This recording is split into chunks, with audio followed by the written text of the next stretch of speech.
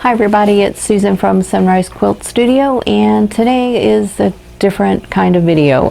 I decided to do the Chicken Salad Quilt Along with Lori Holt, and I've got all my applique pieces cut out and prepared, and so today I have been gluing them down to the background. So here's one that I completed.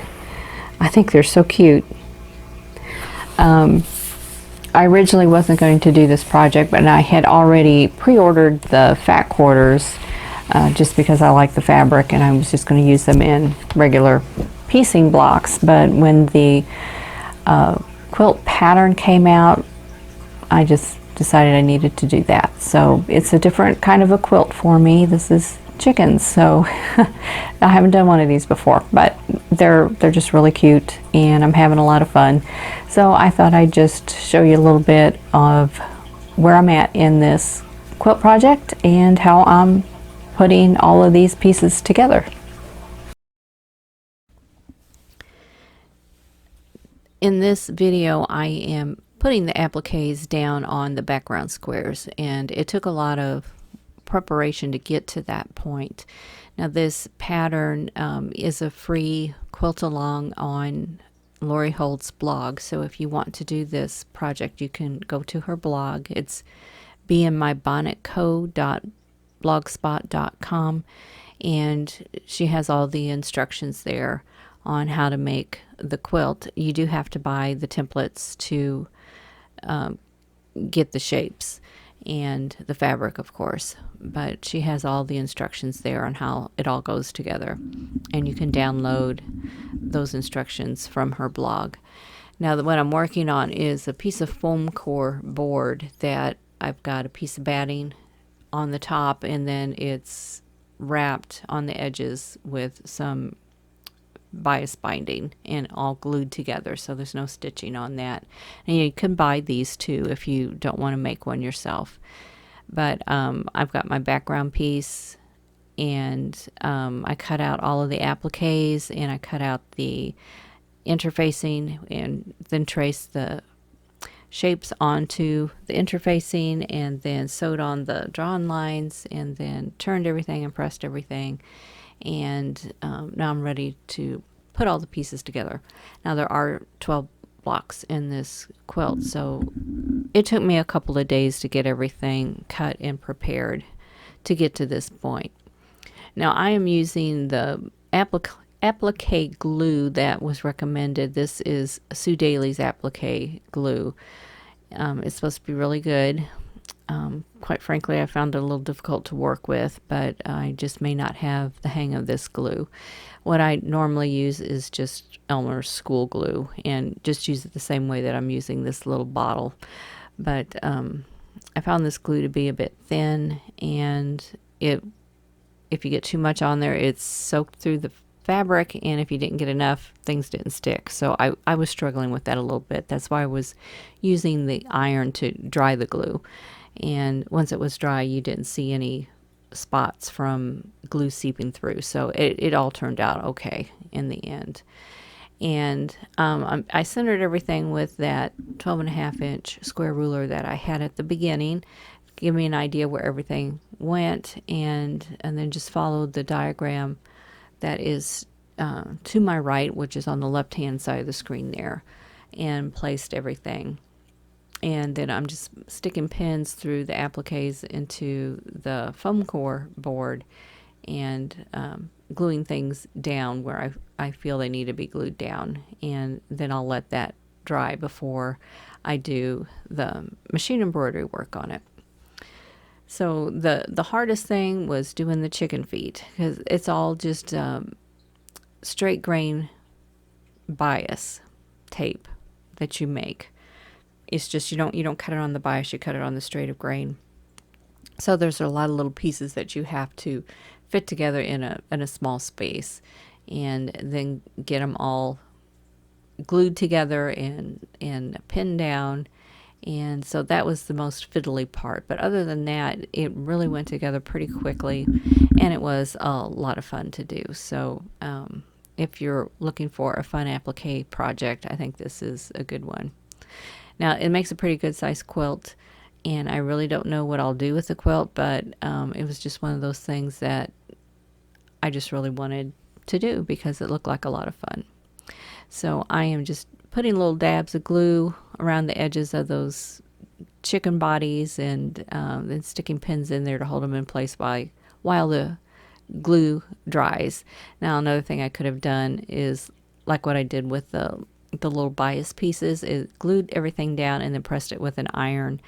But I couldn't do that on this foam core board. I would have to have done that on my wool mat. And I'd already started doing it this way, so I just completed doing it on the board. So I have 4 of these boards that I've made. So I could do 4 blocks at a time. And I followed the directions as far as what fabrics went with which block, which chicken. But, you can use your own fabrics and do this however you want. And I had bought the fat quarter bundle when the fabric first came out, and I didn't know that this project was coming up. I was just going to use it for another quilt. But when I saw the pattern, I decided I had to make these chickens. And my youngest daughter is really interested in it, so I may wind up giving that quilt to her.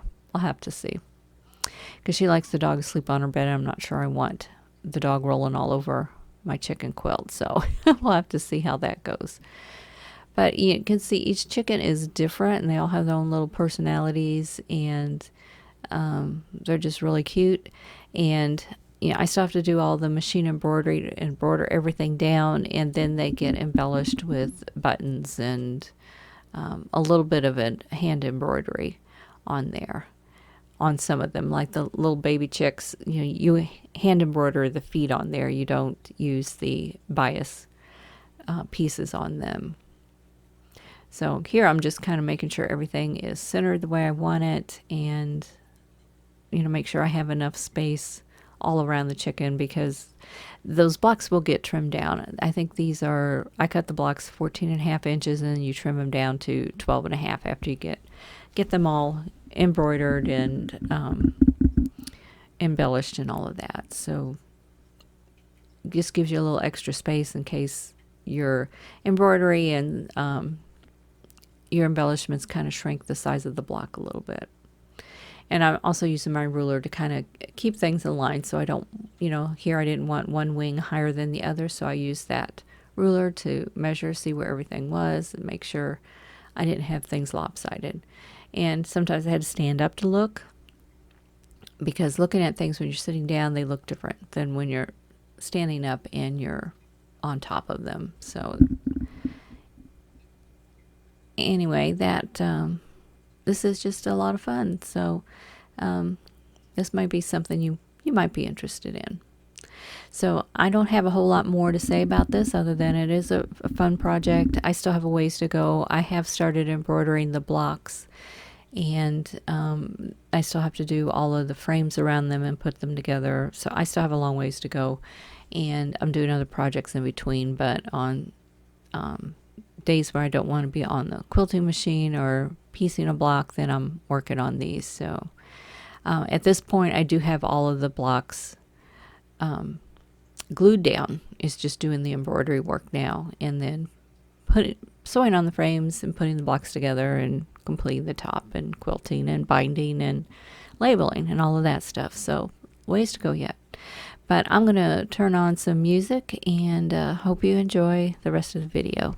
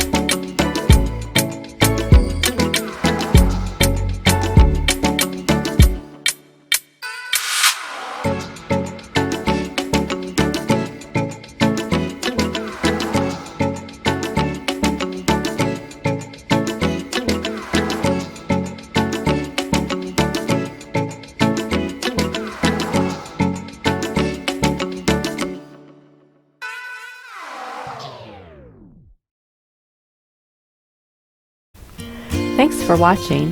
For more quilting ideas, click on the video links. And to keep up with my latest projects, click on the subscribe button. I hope to see you again soon.